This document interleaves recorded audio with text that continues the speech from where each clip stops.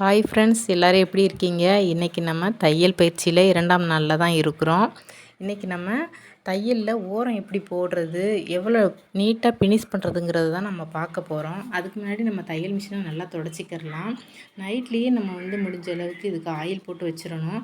தினமும் போடலைனாலும் ஒரு 3 நாளைக்கு ஒருக்காது நம்ம இந்த கோல்ஸ்லாம் நம்ம ஆயில் போட்டு வச்சுக்கிறலாம். ஆயில் போட்டால் நமக்கு அந்த கீழே விழுற பெரிய பெரிய தையல் விழாது. அதே மாதிரி தையலும் நீட்டாக இருக்கும், ஃபினிஷிங்கும் பார்க்குறதுக்கு பர்ஃபெக்டாக இருக்கும்.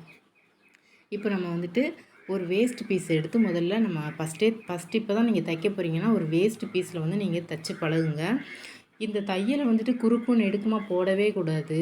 நம்ம ஒரு வேஸ்ட் பீஸ் தானே, நம்ம பாட்டுக்கு அடிப்போம்னு சொல்லிட்டு அடிக்கவே கூடாது. நம்ம நீட்டாக அடிக்கணும். நம்ம எவ்வளோக்கு எவ்வளோ நேராக வந்துகிட்டே இருக்கோ அந்த அளவுக்கு நம்ம அடுத்தடுத்து நம்ம தையல் பழகும்போது நமக்கு அது நீட்டாக இருக்கும்.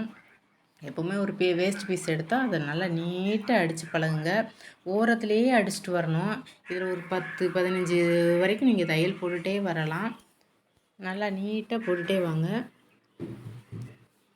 வர்ற அடுத்தடுத்த வீடியோஸில் உங்களுக்கு நான் ப்ளவுஸ் பற்றி, சுடிதார் பற்றி, பேண்ட்லாம் எப்படி ஈஸியாக கட் பண்ணுறதுங்கிறத பற்றி ஈஸியாக நான் உங்களுக்கு வீடியோ போடுறேன். இப்போ நம்ம தைச்சிட்டோமா? இப்போ இந்த சைடு லைட்டாக மடிச்சுட்டு லைட்டாக ஓரம் அடிங்க. ஓரம் அடிக்கிறது ஃபினிஷிங் நல்லா நீட்டாக வரணும். பாருங்கள், இப்படி தான்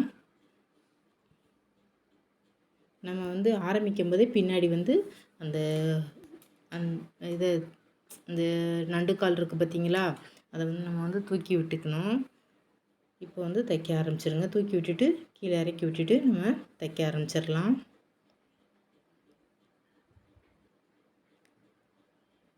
அவ்வளோதான், தைச்சாச்சு. இப்போ அது பக்கத்துலேயே நம்ம ஒரு ஓரமாக ஒரு தையல் போட ஆரம்பிச்சிருங்க. எவ்வளோ நீட்டாக வந்திருக்கு பார்த்திங்களா? இப்போ அந்த ஓரத்தில் நம்ம ஒரு தையலை போட்டுக்கிறலாம். எவ்வளோக்கு எவ்வளோ நம்ம நீட்டாக தையல் போடுறோமோ அவ்வளோக்கு அவ்வளோ ஃபினிஷிங் நல்லா நீட்டாக வரும். எப்போவுமே நம்ம அடிக்கும்போது எப்போவுமே ஒரு வேஸ்ட் பீஸில் அடித்து, இப்போ நம்ம நல்லாவே தையல் பழகியிருந்தாலும் ஒரு வேஸ்ட் பீஸில் நம்ம அடித்து பார்த்துட்டு தான் நம்ம நல்ல துணியில் நம்ம தைக்கணும். இல்லைன்னா அதில் ஒரு ஆயிலோ ஏதோ இருந்தாலும் கூட நம்ம நல்ல ட்ரெஸ் வைக்கும்போது அது மேலே ஒட்டிடும். அதனால் நீங்கள் பழைய துணி இதில் தைச்சி பார்த்துட்டே தைங்க. இப்போ நான் ஒரு சால் எடுத்திருக்கேன், அதில் நான் ஓரம் அடிக்கிறேன். அதை நான் எவ்வளோ நீட்டாக ஃபினிஷ் பண்ணுறேன்னு பாருங்கள். நீங்கள் ஒரு சாலோ ஒரு சாரியோ ஓரம் அடித்தாலே இன்றைக்கி 20-30ன்னு வாங்குகிறாங்க.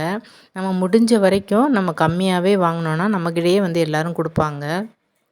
நமக்கு தைக்கிறதுக்கே டைம் இல்லாத அளவுக்கு நம்ம பிஸியாக இருப்போம். என்ன நம்ம தேவைகளை கூட நம்ம பூர்த்தி பண்ணிக்கிறலாம். கைலி அடிக்கலாம், கைலியில் உள்ள ஓரம்லாம் நீட்டாக அடிச்சுக்கிறலாம். இந்த மாதிரி நல்லா நீட்டாக தைக்க பழகிட்டாலே நம்மளுக்கு ஒரு நாளைக்கு 600-700 மாடல் ப்ளவுஸ்லாம் நீங்கள் தைச்சிங்கன்னா 1000 ரூபாய்க்கு மேலே கூட வாங்கலாம். இந்த மாதிரி நீட்டாக தைக்க ஆரம்பிச்சிருங்க. வர்ற வீடியோக்களில் உங்களுக்கு ப்ளவுஸ் வெட்டுறது, தைக்கிறது எது ஃபஸ்ட்டு வேணும்னு சொல்லுங்கள். உங்களுக்கு நான் நாளைக்கு அந்த வீடியோ போடுறேன்.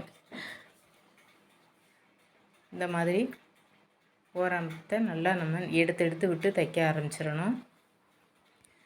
லைட்டாக கூட பிசுறு வரக்கூடாது. சாரீஸ்லாம் நம்ம ஒன்று போல் வெட்டிட்டு தான் தைக்கணும்.